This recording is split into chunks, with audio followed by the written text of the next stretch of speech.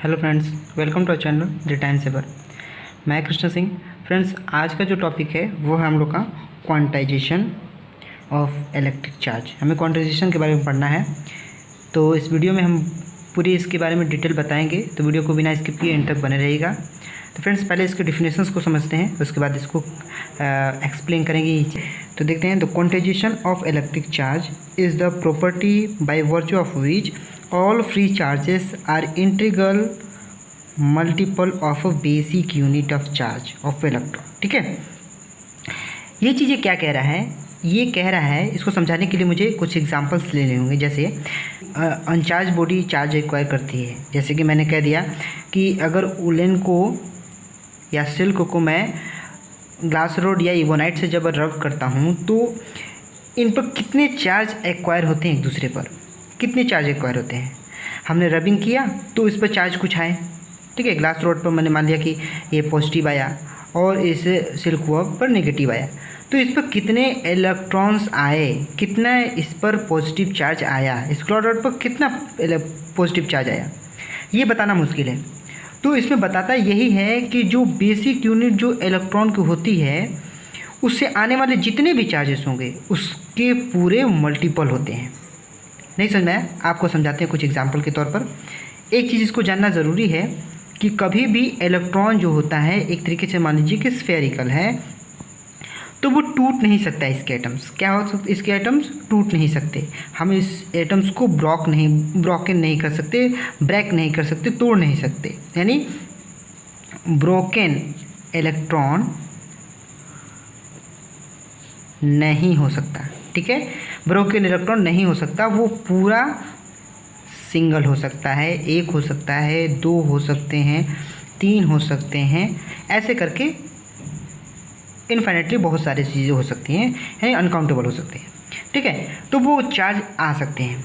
अच्छा, ये चार्ज जो है, जो इंक्रीज करने की जो कैरेक्टर्स रखता है वो कितना रख सकता है या कैसे बढ़ता है, तो आपको इसको ग्राफ के ज़रिए समझना होगा। ये हाइट है, ये बेस की बेसिस पर ये मैंने बनाया ये पॉइंट, आप इसको समझिएगा। अगर बेसिक यूनिट इलेक्ट्रॉन की जो चार्ज है, जैसा कि हम लोग जानते हैं नेगेटिव चार्ज जो चार्ज होता है इलेक्ट्रॉन का 1.6 × 10⁻⁹, ठीक है, ये होगा। अब इसको जानने की बात ये है कि ये इससे कितना इंक्रीज़ कर गया, तो इस ग्राफ के ज़रिए देखिएगा। यहाँ से अगर 1.6 × 10⁻⁹ अगर इलेक्ट्रॉन के चार्ज है, तो इस पर अगर चार्ज एक्वायर करता है या चार्ज बढ़ते हैं तो कितना बढ़ जाएंगे। तो याद रखिएगा, ये कभी भी कॉन्टिन्यूसली इंक्रीज़ नहीं करता है, ठीक है। ये कॉन्टिन्यूसली इंक्रीज़ नहीं करता। कैसे इंक्रीज़ करता है? बाय स्लेंटली, ऐसे देखिए, ये ऐसे बढ़ेगा, फिर ऐसे होगा, ऐसे ऐसे ऐसे ऐसे ऐसे ऐसे ऐसे करके इंक्रीज़ होता है। इसको ध्यान से समझिएगा, मैं समझा रहा हूँ कि आपको दिख रहा है, ऐसे इंक्रीज़ करता है। इसका मतलब ये हुआ कि अगर 1.6 था, इसका मतलब 1 इलेक्ट्रॉन था। अगर 2 इलेक्ट्रॉन होंगे तो 3.2 समथिंग हो जाएगा। अगर 3 इलेक्ट्रॉन होंगे तो 4.8 होगा। ऐसे करते चला जाएगा। इसका मतलब ओवरऑल आपको दिख रहा है ये कि 16 × 2 = 32, 16 × 3 = 48, फिर इससे बढ़ेगा तो 6.4 हो जाएगा, यानी 16 × 4 = 64। डेसिमल में करते हुए क्या हो जाएगा, इतने चार्जेस इंक्रीज़ करती जाएंगी।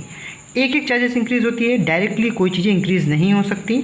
और इंक्रीज़ करने की जो कैपेबिलिटी रखता है वो ऐसे रखता है, यानी एक बार रेस्ट में जाता है फिर इंक्रीज़ होती है, फिर रेस्ट में जाता है फिर इंक्रीज़ होती है। ऐसा नहीं कि सिर्फ इंक्रीज़ होता है, वो डायरेक्टली जाता है, ठीक है। ये चीज़ें ऐसा क्यों होती हैं, आप इसको समझ सकते हैं। मैं आपको एग्जांपल में पिछले बता चुका था, फ्रिक्शन के बेसिस पर, कांटेक्ट के बेसिस पर, इंडक्शन के बेसिस पर। अगर ये चार्ज बॉडीज़ है, इसको ध्यान से समझिएगा। अगर ये चार्ज बॉडी है, अगर इसके कांटेक्ट में ना सही इंडक्शंस के ज़रिए, इंड्यूसिबल कैरेक्टर के बेसिस पर ही अगर देखा जाए, तो इसके जस्ट अगेंस्ट इलेक्ट्रॉन बनते हैं, चार्जेस बनेंगे इसके जस्ट अपोजिट, और इसके जस्ट अपोजिट पॉजिटिव बनेंगे, ठीक है। अब कंडीशन जब अगर हम इसको बाद में अर्थ से ऐड कर देते हैं, अर्थिंग लगा देते हैं, तो होता यूँ है कि ये पूरे पॉजिटिव चार्ज निग्लिजिबल हो जाते हैं। क्यों?